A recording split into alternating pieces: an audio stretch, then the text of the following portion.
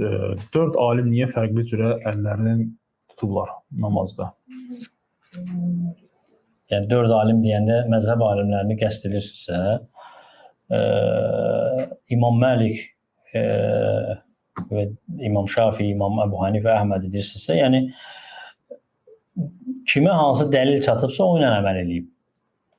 Yəni heç də 4-ü fərqli olmayıb hamısı. Əksinə İmam Əhməd sadəcə İmam Əbu Hanifəyə çatan dəlillərə görə göbəkdən aşağı tutub. Göbəkdən aşağı tutub zəif rəvayətlə əməl edib.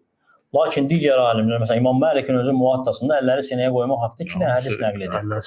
İmam Əhməddə həmçinin, necə İmam Şafiidən, yəni heç də amma o ki qaldı ki, İmam Məlikdən nəql olur ki, əlləri açıq qılıb. Bəziləri deyir ki, yəni əlləri qırılmışdı deyə və ya xəstə idi deyə əllərini qaldıra bilmirdi. Lakin o demək deyil ki, onun o etdiyi feil, yəni şəriətin əhkamı kimi onu edib. Sadəcə acizlikdən olub bu. Bacarmayıb qaldırmaq. O səbəbdən yəni bağlaya bilməyib, elə edib. Amma qaldı ki, yəni əllər gəlib ki, sünnədə sinəyə qoyulur. Sağ əl sol əlin üzərinə və sinəyə. Gəlib ki, peyğəmbərlər belə edib. Necə ki, bəzi rivayətlərdə sabitdir bu.